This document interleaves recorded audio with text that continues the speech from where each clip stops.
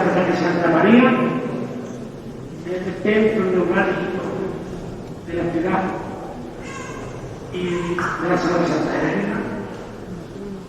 Y sobre todo, muchísimas gracias por este viernes de Dolores, tenemos del esfuerzo de mandar cofradía, de cofrades, de reunirnos aquí para escuchar la palabra que tenga esa llave que abre la puerta, sobre si tú no volvemos a ir en Martín de Ramos, cuando la procesión histórica de la Palma aparezca por esa puerta y hagamos comunidad aquí en Santa María. Vamos a dar un poquito de paso a la música, que es importante en la Semana Santa, porque si el costalero ve en la Semana Santa la música del patrón, y queremos, como siempre, el bando de música de Mérida, y a su directora Pilar Vizcaíno siempre dispuesta para abrir el teatro. Muchas gracias.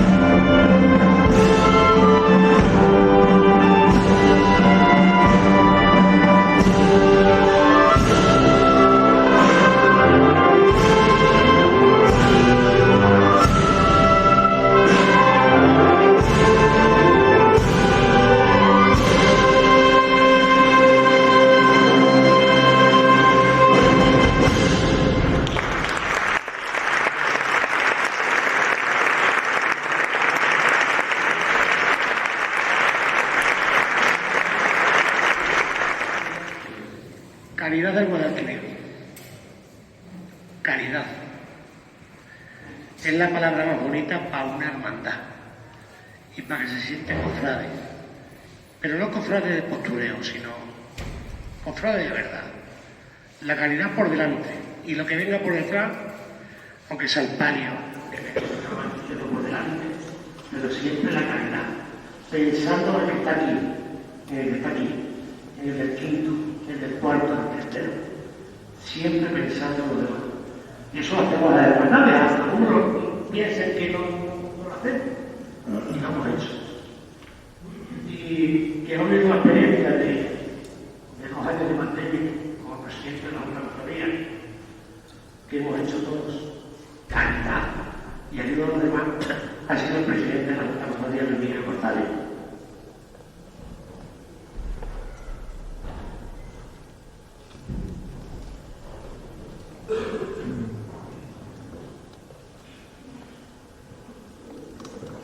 Buenas noches. Queremos vivir la Semana Santa del pueblo de Dios, que acompaña a su Señor y quiere aprender las lecciones del misterio pascual. En la Semana Santa de las cofradías y hermandades, que lo viven y cuidan con esmero, es la Semana Santa de Mérida, que no es otra cosa que la de nuestro Señor Jesucristo, tradición recibida, memoria. Excelentísimo Señor, arzobispo de Mérida, Badajoz, Celso Borja y Julieta, excelentísimo Señor obispo emérito de Jaén, don Mateo Rodríguez Magno, ilustrísimo Señor vicario delegado episcopal para la hermandad de cofradías donde nos congregamos, ilustrísimo Señor delegado episcopal de matrimonio Agustín Bergamín Jiménez, muy ilustre deán de esta iglesia con catedral, don Juan Carlos González, reverendo señor conciliario de la Junta de Cofradías de Mérida, don Antonio Becerra Cordero, reverendo arcipreste de Mérida, don Jorge Sánchez Muriel, y canónigos y sacerdotes de nuestra ciudad, excelentísimo señor alcalde de esta ciudad de Mérida, don Antonio Rodríguez González, señores miembros del Consejo Diocesano de Hermandades y Cofradías, que hoy nos acompañáis en este acto, expresidentes de la Junta de Cofradías de Mérida, hermanos mayores y miembros de la Junta de Gobierno de las hermandades de nuestra ciudad, señoras y señores, cofrades y amigos todos, en este viernes de Dolores nos hemos reunido en este templo ante la piadosa imagen del Santísimo Cristo de la Barra para recuperar un acto que, por distintos motivos, no celebramos desde 2019. Sean todos bienvenidos y bienvenidas. Han pasado 4 años desde que pudimos escuchar el último pregón de la Semana Santa de Mérida. Y todos esperábamos con verdadero interés poder deleitarnos con el pregón el día de nuestra Semana de Pasión en 2020. Ese pregón iba a ser pronunciado por el eminentísimo y reverendísimo señor cardenal don Carlos Amigo Otero, arzobispo emérito de Sevilla, pero la pandemia que tanto dolor provocó entre nosotros nos privó 2 años de ese acto tan arraigado en el alma cofrade penitense, que esperaba expectante las sabias palabras del cardenal Amigo. El pasado año, la salud del cardenal se debilitaba y nos veíamos obligados a suspender su pregón, y en su lugar realizamos un acto de exaltación de la Semana Santa. Lamentablemente, el cardenal Amigo Vallejo fallecía pocos días después de la fecha en la que quería haber proclamado su pregón. Las palabras con las que he abierto este acto son parte de la carta que dirigió a los cofrades de Mérida y que fueron leídas en el acto de exaltación de la Semana Santa al que hacía referencia. En esa misma semana, previa a la Semana Santa del año pasado, en la que esperábamos que estábamos pendientes de la evolución de la salud del cardenal Amigo, la permanente de la Junta de Cofradías de Mérida decidió que la persona que debía de realizar el siguiente pregón de nuestra Semana Santa sería quien hoy nos convoca para escuchar sus palabras y sus reflexiones sobre la Semana Santa, sobre la semana en la que todos los cristianos del mundo recordamos la pasión, muerte y resurrección de nuestro Salvador, de Jesucristo. Nuestro pregonero es una persona que trabaja infatigablemente por las hermandades y las cofradías de nuestra diócesis, que conoce bien el alma cofrade, que sufre y goza con nosotros, una persona enamorada de Cristo, que sintió su llamada y que generosamente se lo ofreció su vida, una gran persona, alguien que me invitó a formar parte del Consejo Diocesano de Hermandades y Cofradías y que me permitió conocer a otras grandes personas que también hoy nos acompañan y a quienes agradezco su presencia con nosotros. Especialmente a uno de ellos, con el que nuestro pregonero ha compartido durante muchos años innumerables emociones y vivencias. Alguien con quien me une algo más que una buena amistad, una especial admiración por cuanto representan.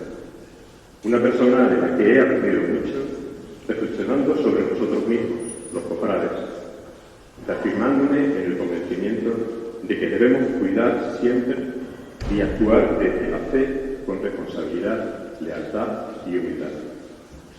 Permítanme que me presente a mi querido amigo José María Blanco Rastrollo, hermano mayor de la Pontificia y Real Hermandad y Cofradía de nuestro Padre Jesús de la Humildad y Paciencia, Santísimo Cristo de la Humillación en Jeromo y Nuestra Señora de la Soledad Coronada, patrona de Bajo. Él será el encargado de presentar a nuestro pregonero. José María, tienes la palabra.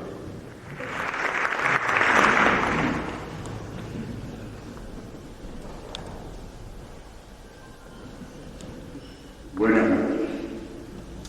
Excelentísimo y reverendísimo señor arzobispo de Mella de Badajoz, querido don Celso Moreno Nieta, excelentísimo y reverendísimo señor viceemérito de Jaén, don Amadeo Rodríguez Magro, ilustrísimo señor Deán y miembro del Parlamento Catedralicio de Santa María de Jesús, ilustrísimo señor vicario de zona, señor párroco, capellán de la Junta de Cofradías de esta noble ciudad, excelentísimo señor alcalde del excelentísimo Ayuntamiento de Mérida, señores concejales, señor presidente de la Junta de Cofradías, gracias de corazón y por sus palabras.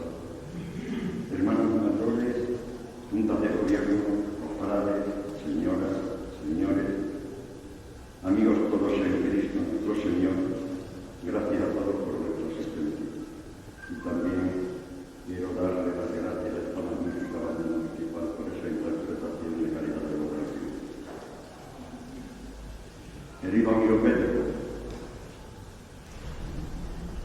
este mundo está lleno de sorpresas. Supongo que te habrá sorprendido verme ante este atril haciendo tu presentación, con la cantidad de buenos amigos que tú tienes. No entiendo cómo se han podido fijar en mí, lo cual agradezco de corazón y que me hayan concedido el honor y la oportunidad de presentarte como pregonero hoy viernes de Dolores de la Semana Santa de Mérida 2026. Si para ti esto ha sido una sorpresa verme aquí, imagínate cómo fue para mí cuando hace unos días me llamó nuestro querido y común amigo Luis Miguel González para comunicarme que yo era la persona elegida para presentarme. Ahora no viene al caso de conversación que mantuvimos, pero sí fue una sorpresa en total. Sobre don Pedro Fernández Vamos, podría estar escribiendo varios folios y dando parte de sus tareas diarias, varias, las cuales bien conozco y serían dignas de destacar. Pero me alargaría en exceso y el protagonista de hoy es don Pedro y no yo. Además, hace 3 días recibí tu currículum por email y me dije a mí mismo, me cachis en la mano con mi amigo Pedro, con lo joven que es, qué currículum tiene. Pero entremos en materia e intentaré ser breve. La brevedad, siendo concisa, se agradece y sobre todo al de la representadora. Para que todos ustedes puedan conocer más de cerca a nuestro pregonero don Pedro Fernández Vamos, nació el 7 de julio de 1960 en Santa Marta de los Barrios, tierra de ricas viñas y olivos centenarios.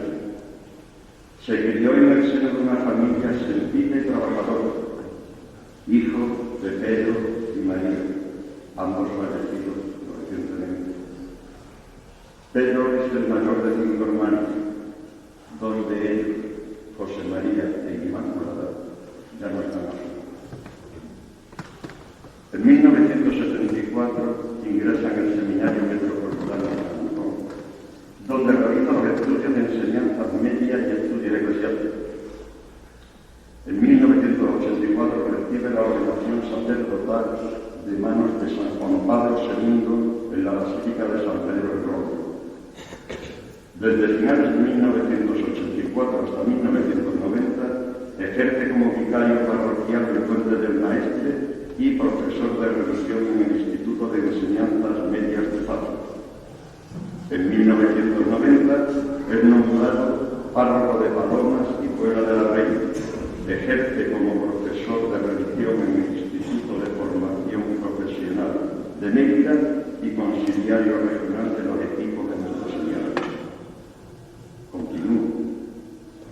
En 1995 es trasladado a Aragón, a la curia diocesana y nombrado vicecanciller, agente de preces, y al tiempo es adscrito a la parroquia de San Roque en la capital pacense. En 1996, manteniendo su cargo en la curia diocesana, es nombrado párroco de San Francisco de Ordeneta. En 1998 es nombrado miembro del Consejo Diocesano de Pastoral. En 2003 es nombrado canónigo de la Santa Iglesia Catedral Metropolitana de Badajoz, ejerciendo como maestro de ceremonia y encargado de la liturgia del templo catedralicio.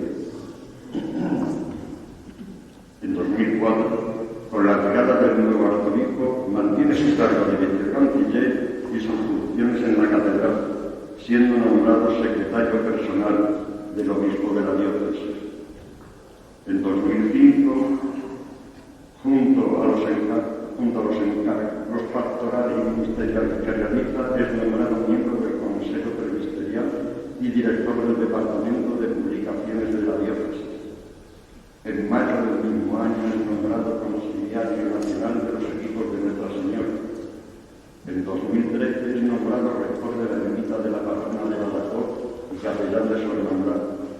En el mismo año es nombrado delegado episcopal para las hermandades y cofradías, dejando el cargo de vicecanciller y permaneciendo como secretario particular del señor arzobispo. En enero de 2019, junto a las funciones que venía desempeñando, es nombrado deán de la Santa Iglesia Catedral Metropolitana de Badajoz. Y además de todo esto, cuenta con varias publicaciones, como por ejemplo, cito algunas de ellas.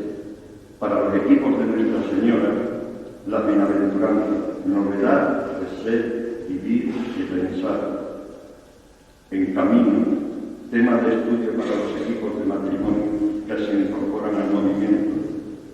Y juntos oraron al Señor, esquemas de oración conjugal siguiendo el rastro de las parejas bíblicas. Y en la diócesis, amar y cuidar la liturgia, folleto para los equipos de animación litúrgica, además de varias colaboraciones en diferentes revistas de los equipos de Nuestra Señora y publicanas diocesanas. Podría continuar. Créanme, sí que podría seguir, pero mejor será dejarlo por aquí. No siento que hasta que extremo llega, y esto lo expreso ahora sin mirar el papel, pues yo primero le pongo a ustedes, creo que muchos de ustedes, para cumplir con nuestra agenda personal, con la nuestra, solamente con una. A veces tenemos serias dificultades para cumplir con aquello que nos hemos agendado en el día, o en la semana, o en el mes. Pues imagínense todos ustedes, yo propio, cómo debe ser la persona que vive con su agenda personal, como en el caso de Don Pedro, y con otras 4 o 5 agendas más. Cito, por ejemplo, la de nuestro arzobispo, tengo la agenda de deán de la Santa Iglesia Catedral, la agenda de la delegación de hermandades y cofradías de toda la diócesis, la agenda de ser rector de la Ermita de la Soledad, el capitán de su hermandad, la agenda de ser conciliario de la agrupación de hermandades y cofradías de penitencia y gloria de la ciudad de Badajoz, aparte del matrimonio de jóvenes y algo más. Pues, por último, y para finalizar mi humilde presentación, solo me queda añadir y destacar aspectos fundamentales en la vida diaria de nuestro querido sacerdote, amigo y pregonero. Trabajador nato e incansable. Y tomo mía la respuesta del Papa Francisco a un ingeniero ingenuo. El mundo del trabajo es una prioridad humana y por tanto una prioridad cristiana. Una prioridad nuestra y también prioridad de los sacerdotes. Porque viene de aquel primer mandamiento que Dios dio a Adán, ve, haz crecer la tierra, trabaja la tierra y domínala. Siempre ha habido una amistad entre la Iglesia y el trabajo, partiendo de Jesús, trabajador. Donde hay un trabajador, está el interés y la mirada de amor del Señor y de la Iglesia. Pienso que con esto lo dejo claro. Querido Pedro, eres ejemplo a seguir en el esfuerzo y en el trabajo. Ahora te toca a ti pregonar en este bendito templo de Santa María la Mayor, en la noble, bella y monumental ciudad de Mérida y a su Semana Santa 2023. Gracias a todos ustedes por su paciencia. Feliz semana de pasión y vivamos todos con enorme alegría la Pascua y resurrección de nuestro Señor Jesucristo. Buenas noches.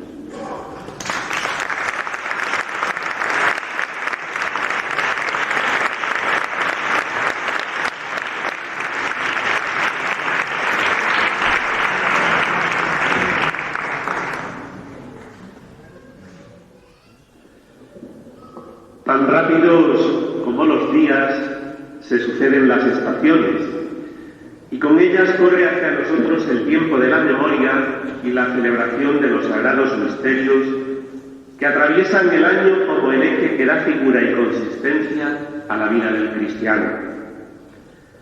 Al ritmo gozoso de los villancicos ha sucedido la austera melodía de los cantos cuaresmales, al coro de los ángeles que anunciaba el nacimiento del Mesías prometido y que invitaba a los pastores a contemplar a Dios hecho hombre en la tierna escena de un niño recostado en un pesebre, ha sucedido la llamada de la Iglesia convocando a contemplar al mismo Hijo de Dios, a Cristo, hecho ahora varón de dolores, por obediencia al Padre hasta la muerte de cruz para salvarnos. Este misterio es el que como pregonero me habéis invitado a anunciar.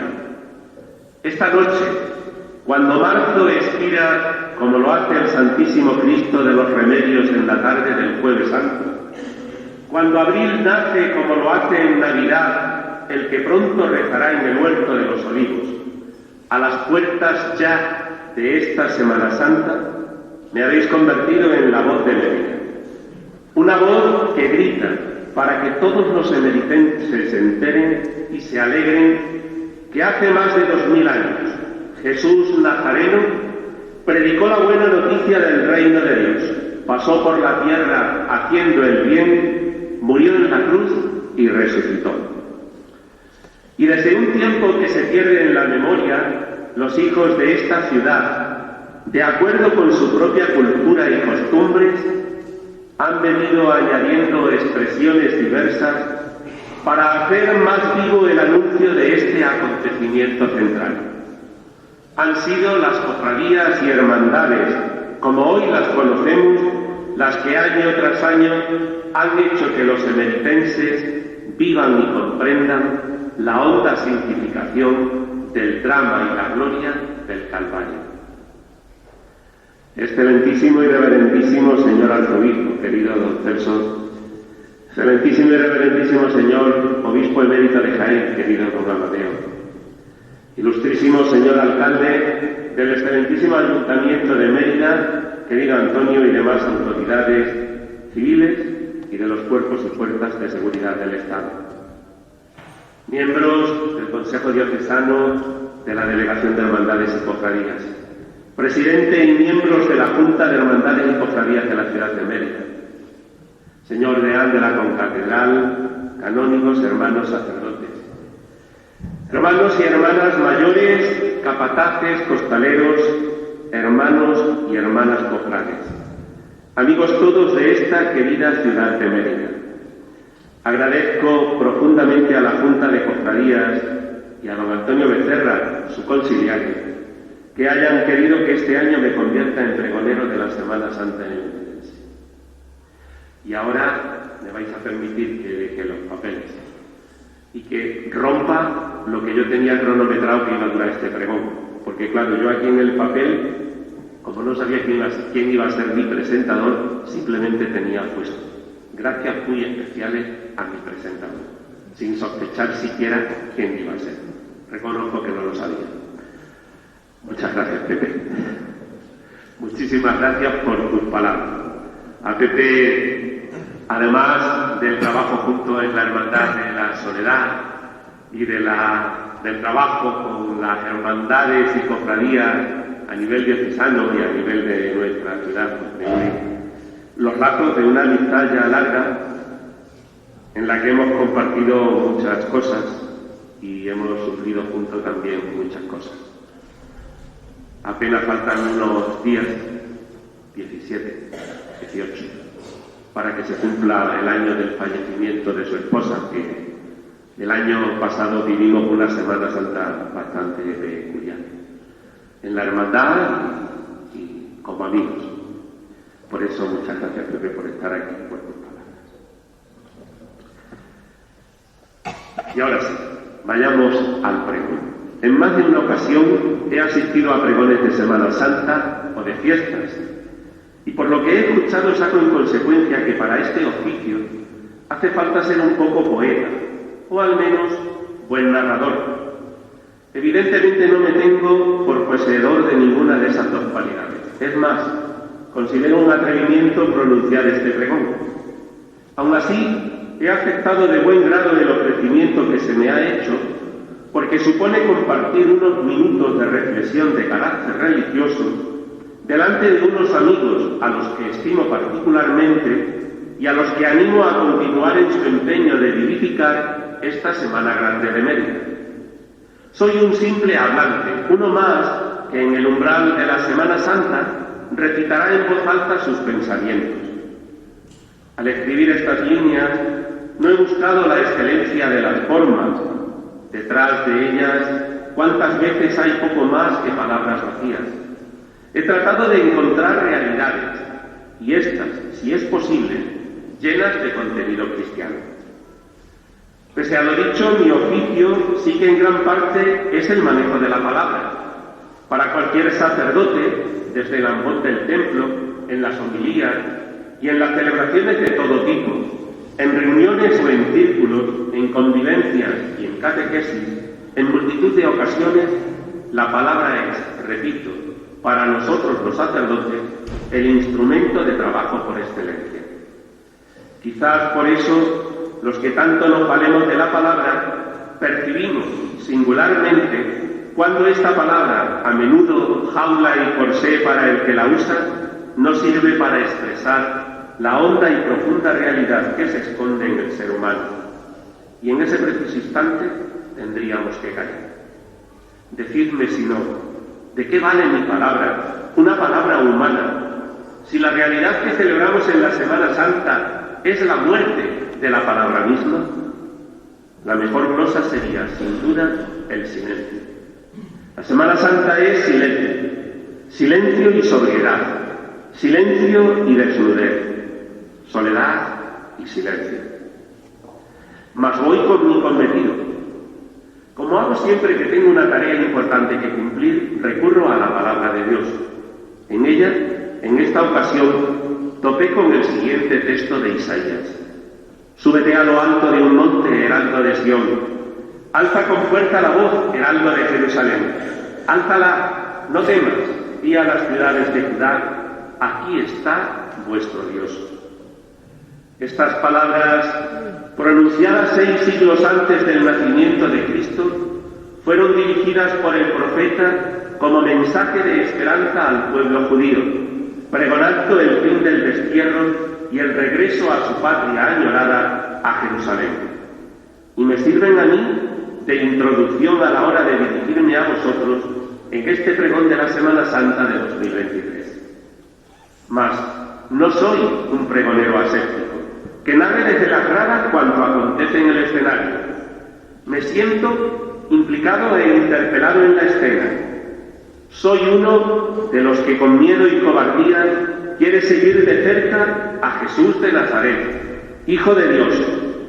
Soy un hombre de fe que, seducido por Jesucristo, no le queda otro remedio que anunciar con esperanza lo que ha visto y oído de la vida, pasión, muerte y resurrección de nuestro Señor. Como pregonero quiero poneros en guardia. No será un pregón que cante la belleza y la historia de la imaginería que procesiona por vuestras calles, preciosa por cierto, y tampoco me pararé en esos momentos icónicos de la Semana Santa emeritense. Otros pregoneros, antes que yo, lo han hecho y muy bien. La historia que pretendo narrar con pasión siempre ha sido censurada por aquellos que cierran las puertas al amor, a la compasión, al perdón, a la solidaridad, a la no violencia, a la debilidad, al silencio y a la cruz.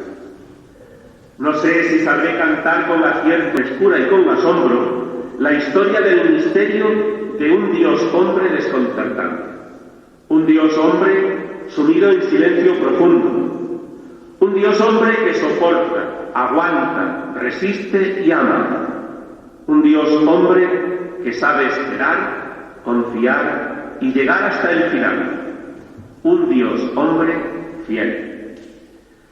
Esta historia se presta a interpretaciones diversas, a lecturas apasionadas o indiferentes, a lecturas compasivas o irónicas, a lecturas que terminan en lágrimas o en risas.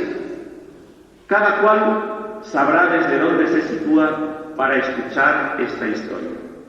Cada cual sabrá cómo se encuentra de implicado en la misma. Sois vosotros los que al final de este relato tendréis que exclamar como hizo aquel centurión romano: verdaderamente este hombre era el Hijo de Dios. O bien terminar gritando: este hombre era un maldito que nunca mereció vivir porque ha sido rechazado por Dios. Cofrades, costaleros, hermanos, creyentes e increyentes, indiferentes o apasionados por Jesús, tened el coraje y la valentía de abrir las puertas de vuestro corazón para que broten las preguntas. ¿Por qué este hombre posee esa actitud de no devolver mal por mal, de no reaccionar con violencia, de no atacar al que le golpea? ¿Por qué en la cruz, desnudo y solo, a nadie echa culpas, a nadie condena, a nadie responsabiliza de lo que ha hecho con él? ¿Por qué cuando le están torturando y está asfixiado por tanto dolor, se preocupa del dolor de los demás?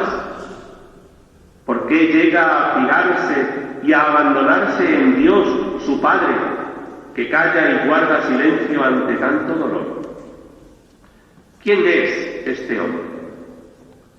Entremos en el misterio de elección, del varón de dolores, de aquel que descendió hasta lo más bajo, hasta los infiernos de la impotencia, del fracaso y del dolor, no para quedarse allí, sino para subir a lo más alto e iluminarnos a todos. La sucesión desde el gozo navideño hasta el dolor de la pasión que percibimos a través del año litúrgico aconteció ya antes en la vida histórica de Jesucristo. A la gozosa e irreverente adoración de los pastores siguió en días contados la profecía del anciano Simeón que anunciaba el futuro martirial de Jesucristo. Este niño, dice Simeón, va a ser motivo de que muchos caigan o se levanten en Israel. Será signo de contradicción. En Cristo, la encarnación unida a la pasión. Jesús al nacer ya estaba señalando su muerte. Ambos momentos cruciales, nacimiento y muerte, se relacionan como los hitos principales del misterio salvador que los motiva. En ellos brilla la obediencia redentora al Padre, obediencia que iluminó y dio un giro a la historia.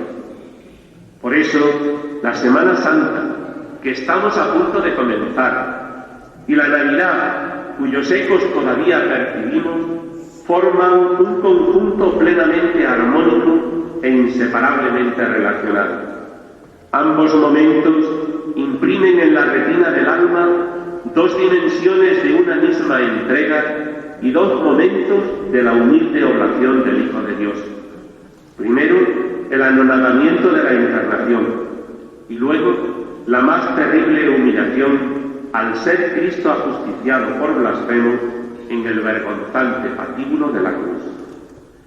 Brilla la Navidad con la ternura infantil de un recién nacido verdaderamente atípico. Emmanuel tiene por nombre Dios con nosotros por destino y por misión. Criatura lanzada al sufrimiento incomprendido, al desprecio y al dolor. Desconocido caminante entre los hombres que no tuvo lugar en la posada de Belén ni espacio luego donde reclinar la cabeza. Recostado en un pesebre al nacer y muriendo en el duro lecho de la cruz, anuncia la desconcertante paradoja del encuentro entre el amor de Dios que se da y nuestro egoísmo despectivo que no acoge, que no entiende, que no ama. Amar al hombre que le ofende, entregando la propia vida en indulgente rescate, es destino que sólo el Padre concibe para su Hijo unigénito, mediador entre Dios y los hombres. De este modo, el Dios ofendido lleva la vida divina precisamente a quienes le ofendieron y se entregaron por ello a la muerte. El unigénito del Padre se anonada sufriendo la vergüenza y la muerte por el pecado que no cometió, para que el pecador, sumido en su mortal condición, saliera victorioso a heredar la patria de los justos, el cielo de la gracia y de la vida. Cristo, sufriendo malos tratos y desprecios que desfiguraron su imagen hasta no parecer hombre, traslada a los hombres y mujeres desde la inmundicia espiritual en que estaban sumidos a la divinización gratuita que supone ser hijos de Dios. Nacido pues para entregar su vida, según anunciaron los profetas, el niño Jesús fue contemplado desde antiguo y simultáneamente como el Mesías Rey y como el varón de dolores acostumbrado al sufrimiento. Anonadarse en la encarnación asumiendo sin pecado la suerte del hombre pecador para salvarle es gesta que sólo puede brotar del amor puro y divino. Jesús inicia desde su más tierna infancia la peregrinación del unigénito de Dios, del Cordero Inmaculado, del chivo expiatorio, de la víctima propiciatoria que da la cara por el hombre, movido solamente por amor. Por eso, las escenas de la pasión despiertan en el corazón creyente la misma ternura, la cercanía afectuosa y la dolida compasión que suscitaba el niño nacido en un portal y recostado en el pesebre. Qué bellamente canta San Juan de la Cruz este misterio que une la Navidad con la pasión, el niño de Belén con el Cristo del Calvario, el que nace por nosotros y el que por nosotros muere. Dice así San Juan de la Cruz: un pastorcito solo está penando, ajeno de placer y de contento, y en su pastor ha puesto el pensamiento y el pecho del amor muy lastimado, que solo de pensar que está olvidado de su bella pastora con gran pena, se deja maltratar en tierra ajena el pecho del amor muy lastimado. En esa progresión homogénea desde la ternura del Verbo hecho niño al varón de dolores clavado en la cruz, el misterio de la redención que nos disponemos a celebrar, se nos presenta como una gran gesta de amor sublime, de amor divino, de amor eterno, de amor tierno y compasivo, de amor que no subyuga, sino que libera, de amor que da alas al alma para que sea capaz de elevarse hacia las alturas del amor y llegar hasta Dios. De amores va el relato que nos cuenta la historia del Dios encarnado, cuya imagen final es la del justo perseguido. De amores va la historia del Padre eterno con nosotros, sus hijos, a veces pródigo y a veces distraído. De amores va el proyecto que nos brinda con su ejemplo el Salvador, que ha puesto su tienda entre nosotros. En efluvios de amor, por tanto, se ve arrebatada el alma que mira y contempla este misterio. Misterio de amor que ha de embargarnos el alma como invadió a Teresa, que ya de Jesús se llamaba. Se dirige a Dios la Santa, henchida el alma de anhelos y queriendo poseer a aquel a quien amaba, llama al Señor y Jesús le responde: alma, ¿qué quieres de mí? Dios mío, no más que verte. ¿Y qué más temes de ti? Lo que más temo es perderte. Y nos da la explicación de esos deseos del alma ganada por Dios amor. Un alma en Dios escondida, ¿qué tiene que desear sino amar y más amar? Y en amor toda escondida, tornarse de nuevo a amar.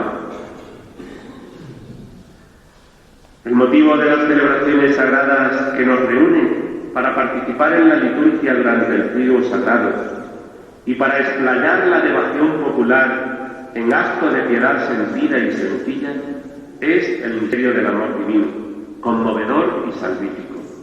Por tanto, queridos hermanos, el pregón de Semana Santa, que ha de introducir en el ámbito espiritual de la correspondencia al Señor, tendrá que ser, sobre todo, un canto al amor. Anunciar con un discurso la Semana Santa será, pues, cuando menos, de algún modo, gritar con la voz del alma que Dios ha muerto por amor, que amándonos ha muerto Dios, que no hay en verdad vida sin Dios y que a Dios se llega amándole. Pronunciar el pregón de la Semana Santa es, por ventura del misterio que anunciamos, pregonar el amor eterno, el amor puro, el amor infinito, el amor indecible, el amor de Dios. Amor que amor crea y que sostiene, amor que perdona y que llora el error de falacias pecadoras, amor que sale de sí para darse y confiarse, para potenciar la vida que de sí mismo Él entrega como gracia que se expande. Porque el amor no se cierra, no se esconde, no se pliega, porque el amor se derrama, porque el amor, sin perderse, sin menguar ni consumirse, siempre es nuevo, libre, bueno, siempre quiere, atrae, une y vivifica, siempre es Dios, siempre es amor, y el amor todo lo salva. Pregonar el amor divino que irradia por doquier admiración y entusiasmo es unirse al profeta, que sorprendido y arrebatado por la contemplación del diálogo de vida entre Dios y la humanidad, e inspirado por el Espíritu Santo, dice: voy a cantar a mi amigo el canto de la viña de mis amores. Y en su canto nos presenta a Dios Creador, volcando en la naturaleza y en las personas la huella de su admirable poder y de su infinita bondad. Agricultor del campo de la vida y alfarero del barro humano, dignificado hasta la condición de imagen y semejanza de Dios, y habiendo preparado para él el paraíso, concluye el dueño de la viña diciéndonos a través del profeta: ¿qué cabría hacer por mi viña que yo no haya hecho? Es cierto, Dios se volcó plenamente colmando la creación con la hermosa huella de su amor providente, y el resplandor de su mano poderosa dejó en las criaturas el signo de su presencia. Ese amor de Dios, volcado en belleza sobre la creación, se hace presente en la Semana Santa. ¿Cuántas veces se incorporan a la realización y escenificación del misterio redentor los elementos de la naturaleza, en directa referencia a Dios, cuya gloria y dignidad han de cantar siempre. Ese amor de Dios se hace presente en los ramos de olivos y las hojas de palma que alfombraron el camino del Señor al entrar en Jerusalén, como lo hace la cofradía infantil a su paso bajo el arco de Trajano, como si cruzara la puerta dorada de la ciudad santa. La emoción del alma que reconoce a Dios en Jesucristo se expresa uniendo las más sentidas alabanzas al Hijo de David con el movimiento de las ramas de los árboles que exhiben la huella de su Creador. Ese amor, herido por la traición humana, se manifiesta en los temblores de la tierra y en el eclipse de sol que acompañaron el terrible instante de la muerte de Cristo. El Hijo de Dios vivo, porque la ofensa a Dios rompe el equilibrio de la creación. Amor y belleza caminan juntos. Cuando se hiere al amor, hasta la naturaleza se resiente y pierde su encantadora imagen, adoptando una facción horrible y amenazadora. El amor de Dios volcado en la creación también se manifestó en la misma cruz. Este árbol del que pende el fruto maduro del amor divino y que Adán y Eva convirtieron en instrumento de pecado, rompiendo el bello equilibrio del paraíso, es ahora recuperado por Cristo como el árbol de la vida. Así, el leño que fuera despreciable a los ojos de los hombres será signo de salvación universal, como altar del Cordero Inmaculado de Cristo Redentor. Por eso la Iglesia adora la cruz y canta en el Viernes Santo. Oh cruz fiel, árbol único en nobleza, jamás el bosque dio mejor tributo en hoja, en flor y en fruto.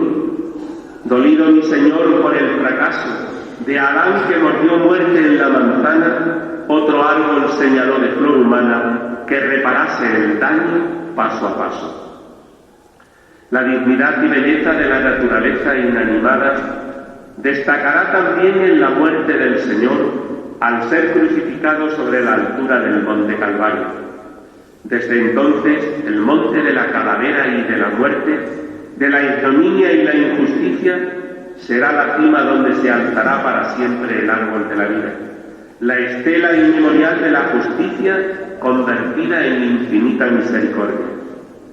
Al egoísmo diabólico que pretendía utilizar las piedras del desierto para saciar el hambre de un ayuno voluntario y religioso, responde el Señor dignificando las piedras del Calvario como apoyo para el mayor de los sacrificios, como el más digno de los altares, como el trono real del amor que nos salva. La esbelta espiga que eleva en cimbreante elegancia el grano de trigo llamado a fructificar muriendo, será imagen de la cruz sobre la que se eleva y muere el Hijo de Dios, desde donde nos ofrece el fruto de la más profunda libertad. Ese grano de trigo, convertido en pan, será instrumento de la permanencia viva y sacramental de Cristo entre los hombres. Mientras cenaban, Jesús tomó pan, pronunció la bendición, lo partió y se lo dio a sus discípulos diciendo: tomad y comed, esto es mi cuerpo. Desde entonces, como el mayor de los regalos de Dios y como el regazo de Dios para el más íntimo espacio de encuentro con el Señor que nos redime, contamos con el pan de vida, con el manjar de salvación que en la mesa del Señor se convierte en la cena que recrea y enamora. Del mismo modo que la cruz ocupa el centro y la cumbre de la pasión de Cristo, porque en ella muere como grano de trigo que se convertirá en pan de vida, así la Eucaristía, verdadero pan del cielo, deberá ocupar el centro y la cumbre de nuestras celebraciones en la Semana Santa. Sin comulgar el cuerpo sacramentado de Cristo, no hay por nuestra parte celebración de la Semana Santa, ni posibilidad de recibir el don divino de la salvación. Por ello, escribe el poeta: amor de ti nos quema blanco cuerpo, amor que es hambre, amor de las entrañas. Solo comerte nos apaga el ansia, pan de inmortalidad, carne divina. y tus brazos abriendo como en muestra de entregarte amoroso, nos repites: venid, comed, tomad, esto es mi cuerpo. Es del poema Eucaristía de Miguel de Unamuno. El pregón del amor de Dios al hombre, que está centrando el conjunto de mis palabras esta tarde de pasión y emeritense, se convierte en voz potente cuando se hace gesto sin igual por la celebración litúrgica y popular de los misterios de la redención durante la Semana Santa. Vuestra participación en los actos de culto y el digno desarrollo de las procesiones se convertirán en verdadera catequesis y en la mejor forma de explicar la inconmensurable medida del amor de Dios Padre que pide el sacrificio de su Hijo unigénito. Tanto amó Dios al mundo que entregó a su Hijo único para que todo el que cree en Él tenga vida eterna. Los hombres creados a su imagen y semejanza eran sus delicias antes del pecado. Con ellos compartía un diálogo de amor correspondido y a ellos transmitía el gozo de la vida en ese estar consistiendo y contemplando toda ciencia trascendiendo, como decía San Juan de la Cruz. Esta predilección de Dios al hombre, mantenida a pesar del pecado, porque el amor de Dios es infinito e invariable, resultó siempre tan sorprendente y admirable que hizo exclamar al escritor sagrado: ¿qué es el hombre para que te acuerdes de él? El ser humano para que te preocupes por él. Y el poeta, meditando luego sobre este misterio que no entiende, exclamará con expresiones de admirada sorpresa y en versos de rítmica interrogación: ¿qué tengo yo que mi amistad procuras? ¿Qué intereses te sigue, Jesús mío, que a mi puerta cubierto de rocío pasas las noches del invierno a oscuras? La respuesta es el misterio del amor divino, libre de todo interés. Y ante él, quienes lo celebramos, debemos atender y obedecer las palabras de San Pablo. Sed pues imitadores de Dios, como hijos suyos muy queridos, y haced del amor la norma de vuestra vida, a imitación de Cristo que nos amó y se entregó a sí mismo por nosotros como ofrenda y sacrificio de suave olor a Dios. Ojalá de tal modo hiciéramos del amor sin interés la norma de nuestra vida, imitando el amor de Dios manifestado en Cristo Jesús, que pudiéramos hacer nuestras las palabras del poeta anónimo: muéveme en fin tu amor y en tal manera que aunque no hubiera cielo yo te amara y aunque no hubiera infierno te temiera. No me tienes que dar porque te quiera, pues aunque lo que espero no esperara, lo mismo que te quiero te quisiera. Este pregón, que pretende introduciros en las celebraciones del misterio del amor divino, ha de instar a la noble correspondencia al amor de Dios, que consiste en amarle y amándole obedecerle. De la obediencia a Dios como la mejor muestra de amor nos ha dejado claro ejemplo Jesucristo, como nos dice San Pablo en un precioso texto que repetiremos en la liturgia del Triduo Sacro. Cristo, a pesar de su condición divina, no se aferró a su categoría de Dios. Al contrario, se despojó de su rango y tomó la condición de esclavo, haciéndose uno de tantos. Así, presentándose como simple hombre, se abajó obedeciendo hasta la muerte y muerte de cruz. Como la obediencia no pasa desapercibida a los ojos de Dios, Cristo recibió la recompensa a su incondicional fidelidad. Dios lo encumbró sobre todo y le concedió el nombre que sobrepasa todo nombre, de modo que al nombre de Jesús toda rodilla se doble en el cielo, en la tierra, en el abismo, y toda boca proclame que Jesús, el Mesías, es Señor para gloria de Dios Padre. Por eso, quien logra descubrir a Dios y gozar la experiencia de configurar su voluntad con la divina, llega a salir de sí percibiendo tan magnífico horizonte de verdad, de paz y de gloria, y se siente impulsado a exclamar como los santos que en él se extasiaron: estate, Señor, conmigo siempre, sin jamás partirte, y cuando decidas irte, llévame, Señor, contigo, porque el pensar que te irás me causa un terrible miedo de si yo sin ti me quedo, de si tú sin mí te vas. Decimos en un himno de laudes. Cuando uno se siente unido a Dios con el dulce lazo del amor, su corazón se abre a la esperanza. Por eso, en este pregón, debo recordar las palabras más consoladoras de Jesucristo. Son aquellas con las que nos manifiesta que la misión recibida del Padre es nuestra salvación. Yo he venido para que tengáis vida y la tengáis en abundancia, porque no vine a llamar a los justos, sino a los pecadores. El reino de Dios está cerca, convertíos y creed en el Evangelio. Tan importante es tener presente esta llamada que el Papa San Juan Pablo II la incluyó en los misterios luminosos añadidos para el rezo del Santo Rosario. Y tan fuerte y crucial es esta convocatoria de misericordia y perdón que el Santo Evangelio nos deja testimonio de que el Señor la proclamó hasta el último instante de su vida en la tierra y la mantiene a través de la Iglesia hasta el último instante de nuestra vida.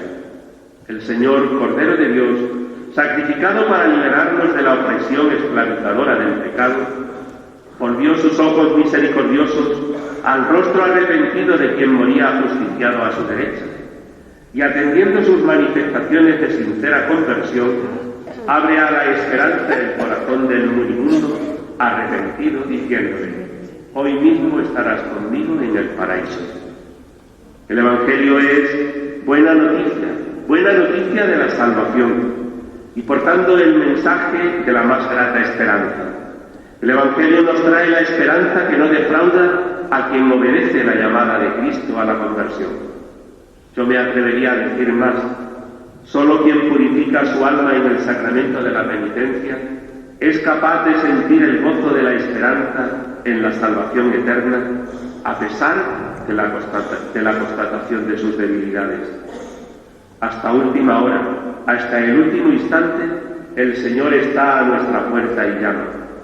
Y sigue llamando con la paciencia del Padre, con la cercanía del hermano y con la fuerza de quien ha entregado su vida por amor para salvar a quienes ama. La tragedia nace en cambio de nuestra posible sordera, de nuestra superficialidad religiosa o de nuestra pereza, como lamenta el poeta. ¿Cuántas veces el ángel me decía: alma, asómate ahora a la ventana, verás con cuánto amor llamar porfía? Y cuántas hermosuras soberanas, mañana te abriremos, respondían, para lo mismo responder mañana. No obstante, el Señor insiste, porque conoce nuestra debilidad y ardientemente desea sacarnos de la muerte. Para ello, rompe los límites de la misericordia y extiende la indulgencia y el perdón indefinidamente, hasta 70 veces 7. Sería pues muy adecuado que abriéramos nuestra devota consideración al esfuerzo de Dios por salvarnos e hiciéramos nuestra la oración del poeta: Señor, para que sepa que puedo empezar siempre, desde el agua y la muerte, y puedo morder uvas primerísimas para su primer vino, y puedo inaugurar todos los días el viaje atormentado de mi pulso, Señor, que nunca dude que para alzarme creas 1000 peldaños arrancados de un sueño sin historia. Es de un poema de oración de García Nieto. Así nuestro corazón, hundido en la miseria de la oscuridad definitiva, se abre a la luz de la esperanza cierta y cambia la amargura definitiva de la muerte por el gozo inextinguible de la vida. Así podemos cantar con el salmista el propósito que brota de la esperanza, diciendo: pondré mi esperanza en el Señor, yo confío en su promesa. La proclamación viva y directa del amor de Dios, que gana el alma de quien la considera con religiosa atención y con mirada de fe, y que yo bien quisiera saber cantar en este pregón como se merece, debe ser anunciada públicamente por vosotros, los cofrades. Cada vez que os hacéis presentes con vuestras actividades públicas y con las cuidadas procesiones, eleváis un cántico al amor de Dios manifestado en Jesucristo. Y sin palabra demostráis que el Señor, verdadero Dios y verdadero hombre, a pesar de su condición divina, no se aferró a su categoría de Dios. Al contrario, se despojó de su rango y tomó la condición de esclavo, haciéndose uno de tantos. Por eso vosotros, uniendo vuestro testimonio a esa catequesis viva que están llamadas a ser las procesiones bien realizadas, os convertís en pregoneros del misterio del amor divino. Consiguientemente, en primer lugar, todos vosotros, unidos en el canto al amor de Dios, debéis disponeros a la conversión personal e institucional, ayudándoos para ello mutuamente. Solo así es posible que vuestro corazón vibre con unción religiosa, con fe y con devoción. Solo así podréis sembrar en el alma de quienes os contemplen el deseo de sincera conversión. Es así como cumpliréis con vuestro deber apostólico de auténticos cofrades. Es así como, dejando de ser un apéndice curioso de la vida social cristiana, seréis, creo que ya lo sois, un instrumento precioso para la obra de la nueva evangelización, un puente abierto a los alejados, para que desde la otra parte de la fe se acerquen hasta sentir la experiencia del amor de Dios y su corazón se abra a la esperanza. Así cumpliréis con vuestra vocación de pregoneros de la redención, de profetas de la esperanza y de mensajeros de la alegría. Las expresiones públicas de la fe, es decir, las procesiones, cuando se cuidan, cultivando las actitudes religiosas y genuinas que deben sostenerlas, constituyen una catequesis viva. En ellas, el gesto se convierte en testimonio y los signos en lenguaje existencial que sorprende, sobrecoge y se hace oír en la profundidad del alma. Por eso, las manifestaciones públicas de la fe cristiana despiertan muchas veces sentimientos religiosos que dejan huella en la memoria y en la vida de quienes las contemplan, siendo hasta entonces meros espectadores. Desde esta perspectiva, las procesiones pueden constituir para quienes las ven desfilar por las calles una verdadera predicación capaz de tocar su alma. Y desde ese momento puede iniciarse en ellos una verdadera peregrinación interior que lleve al espíritu desde el error a la verdad, desde el vacío al sentido, desde la frialdad religiosa a la devoción ferviente, desde la increencia acostumbrada al interrogante que abre la puerta a la fe y por tanto a la conversión.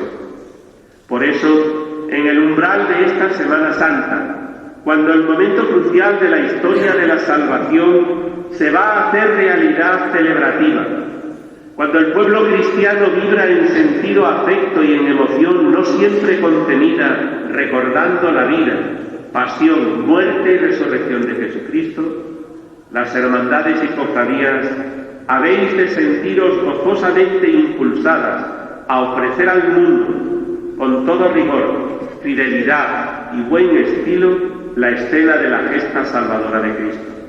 El testimonio del espíritu cristiano sencillo, sorprendido y emocionado a la vez, y la muestra de que lo que contemplamos en imágenes despierta el amor a Dios, la fidelidad a la Iglesia y la conciencia del deber apostólico entre los semejantes.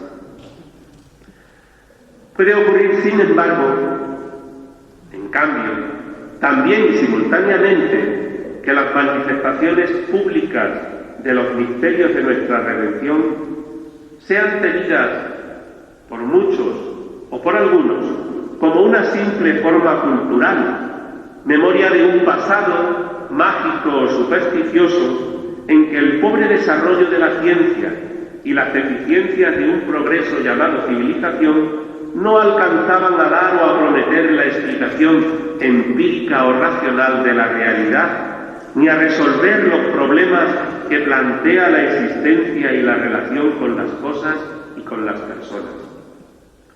Para quienes así piensan, el impacto de la devoción, del orden, de la unción religiosa y del recogimiento penitencial que puede llegarles desde los cofrades, cuando éstos acompañan adecuadamente una imagen del Señor o de María, debía poder ser un aldabonazo en las conciencias alejadas de la fe, como fueron la llamada de Cristo a la samaritana y la mirada del Señor a Pedro tras de la tercera negación en el patio de la casa de Caifás.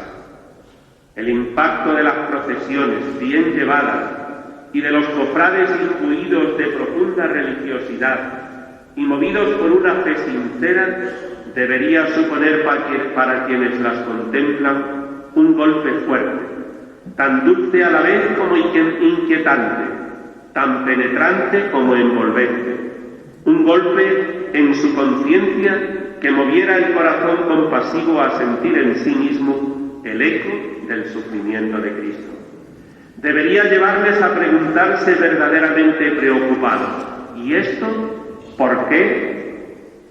Ojalá sintieran como respuesta la transformación interior y la vivencia del corazón conmocionado. Qué bellamente expresa el poeta extremeño Gabriel y Galán este impacto procesional ante el paso del Nazareno cargado con la cruz. Nos lo cuenta refiriendo en unos versos el proceso interior vivido por un espectador atento, sensible y creyente. Dice Gabriel y Galán en su poema La Pedrada: cuando pasa el Nazareno con la túnica morada, con la frente ensangrentada, la mirada del Dios bueno y la soga al cuello echada, el pecado me tortura, las entrañas se me anegan en torrentes de amargura y las lágrimas me ciegan y me hiere la ternura. Queridos cofrades, qué gran responsabilidad la vuestra, qué satisfacción la vuestra al mismo tiempo al sentiros elegidos para esta hermosa y necesaria tarea de ofrecer al mundo, con el actualísimo lenguaje de la sagrada imagen que acompañáis en vuestras procesiones y del gesto que ofrecéis con vuestra devoción, el misterio que nos trasciende, el misterio que no entendemos, el misterio que nos gana y que nos salva cuando lo contemplamos con ojos de fe. Ojalá cada una de vuestras procesiones, exquisitamente realizadas con el cuidado de la fe y de la responsabilidad cristiana, pudieran provocar en el corazón de los observadores esa adhesión afectiva y creyente, firme y generosa, que los llevara a corresponder al Señor con la entrega y la obediencia propias de un verdadero converso. Los tiempos que nos ha tocado vivir son testigos privilegiados del ansia incontenible y progresivamente extendida de una satisfacción personal sin restricciones y sin demoras. La consecuencia de esta forma de pensar lleva a las personas a considerar todo sufrimiento como una desgracia de la que hay que liberarse de inmediato y a cualquier precio. En esta situación, la cruz de Cristo no se entiende. Es considerada como una locura innecesaria. Se hace necesario el apostolado de la cruz del Señor. Apostolado que no consiste en la defensa del sufrimiento como un valor en sí mismo, sino como la manifestación de que el dolor, muchas veces inevitable, adquiere un valor auténticamente liberador y redentor cuando está ordenado a la consecución de un bien superior o cuando es incorporado libremente a la propia vida con un sentido oblativo y expiatorio. Así lo asumió Jesucristo. Vosotros, miembros de las cofradías penitenciales, estáis llamados a enseñar al mundo el sentido educativo, oblativo y fortalecedor del sufrimiento libremente incorporado a la propia vida según el ejemplo de Jesucristo. Los cristianos debemos dejar muy claro que entender el sentido del dolor y asumir el sufrimiento en la propia vida es totalmente compatible con el esfuerzo por suprimir el dolor legítimamente evitable y que exige incluso la lucha contra el sufrimiento ajeno. Qué bella imagen nos presenta el poeta extremeño antes aludido, describiéndonos la indignación del alma ingenua e infantil al contemplar cómo el sayón azotaba cruelmente al Señor caído bajo el peso de la cruz. El sayón es la imagen, el símbolo de cuantos causan injustamente mal a otros siguiendo criterios egocentristas extendidos en la cultura dominante. Ese fue al fin y al cabo el motivo que Cristo fuera perseguido y condenado a muerte. Gabriel Galán nos lo cuenta así. La escena a un tigre a mandar, mas un también travieso aldeano, una precoz criatura de corazón noble y sano, y alma tan grande y tan pura como el cielo castellano, rapazuelo generoso, que al mirarla silencioso sintió la trágica escena que le dejó el alma llena de hondo rencor doloroso. Se sublimó de repente, se separó de la gente, cogió un guijarro redondo, miróle al sayón de frente, con ojos de odio muy hondo. Paróse ante la escultura, apretó la dentadura, aseguróse en los pies, midió continuo la altura, tendió el brazo de través, zumbó el proyectil terrible, sonó un golpe indefinible y del infame sayón cayó botando la horrible cabezota de cartón. Los fieles alborotados por el terrible suceso cercaron al niño airados preguntándole admirados: ¿por qué? ¿Por qué has hecho eso? Y él contestaba agresivo, con voz de aquellas que llegan de un alma justa a lo vivo: porque sí, porque le pegan sin hacer ningún motivo. El mismo autor de estos entrañables versos nos ayuda a sacar la conclusión que debería regir nuestra lucha contra el dolor ajeno y contra sus causas injustas, procurando activamente con el Papa San Juan Pablo II que triunfe la civilización del amor. Y nos dice el poeta: hoy que con los hombres voy viendo a Jesús padecer, interrogándome estoy: ¿somos los hombres de hoy aquellos niños de ayer? Y ya para terminar, vuelvo al porqué. He subido no a un monte como Isaías, sino al ambón de esta concatedral. Me he acercado hasta vosotros para haceros un anuncio no menos esperanzador que el que el profeta hacía a su pueblo. El pregonero acaba este relato. Ahora os corresponde a vosotros convertiros en pregoneros, proclamando, celebrando, viviendo. Decid a cuantos os encontréis quién es este hombre, quién es Jesús, el Nazareno. Contad lo que habéis visto, oído y sobre todo lo que vivís en los días de Semana Santa. Quiera el Señor que nadie quede al margen. Quiera el Señor que sepamos encontrarlo en nuestros hermanos, en los desfiles procesionales y en las celebraciones litúrgicas. Quiera el Señor buscarnos y llamarnos por nuestro nombre a cada uno, como aquella primera mañana luminosa cuando María Magdalena lo tomaba por el hortelano hasta que el mismo Jesús la llamó por su nombre y a cuya voz ella no supo contestar nada más que Maestro. Quiera por último el Señor que contemplando los misterios de la Semana Grande podáis proclamar a Jesús con las mismas palabras del centurión: verdaderamente este hombre era el Hijo de Dios.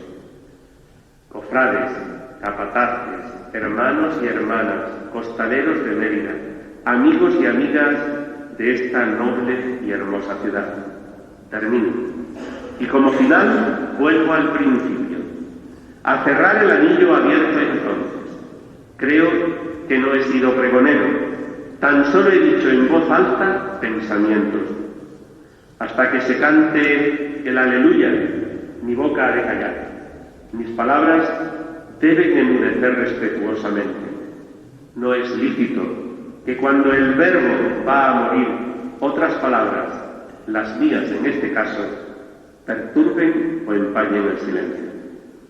Gracias por vuestra atención y vuestra compañía.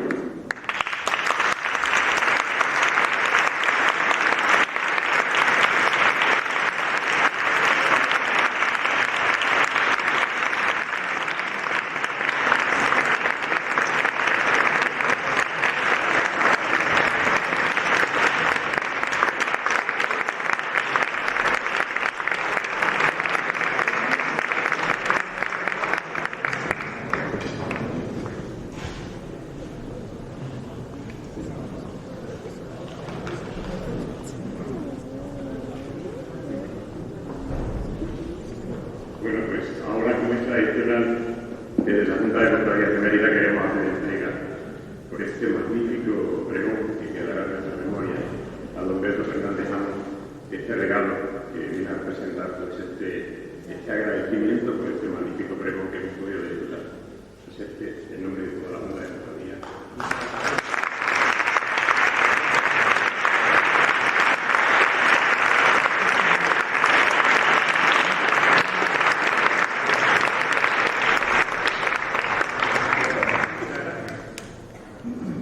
Sí, don Celso quiere dirigir una palabra sobre eso. Bueno, pues enhorabuena a Pedro, me ha alegrado muchísimo este pregón tan intenso y que ha ido a lo fundamental, que es el amor de Dios por nosotros, que se hace vivo y que se hace patente en la cruz del Señor. La cruz del Señor es la gran paradoja de nuestra fe.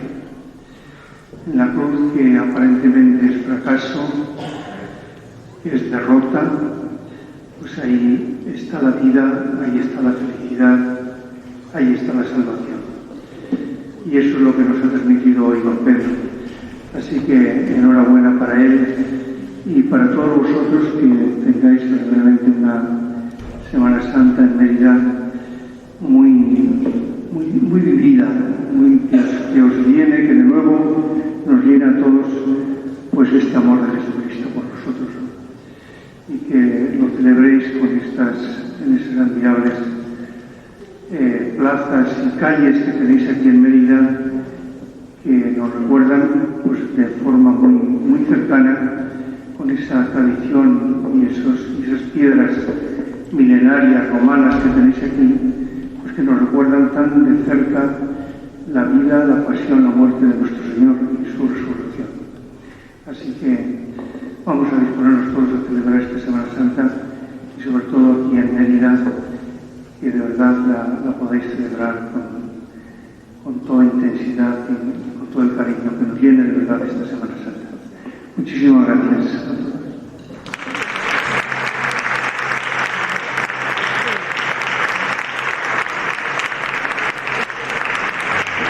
Bueno, pues ponemos punto final a este acto con la música, pero antes quiero también que le den un aplauso a otra pregonera de esta noche que está interpretando para las personas con dificultades auditivas, así que un fuerte aplauso para ella también.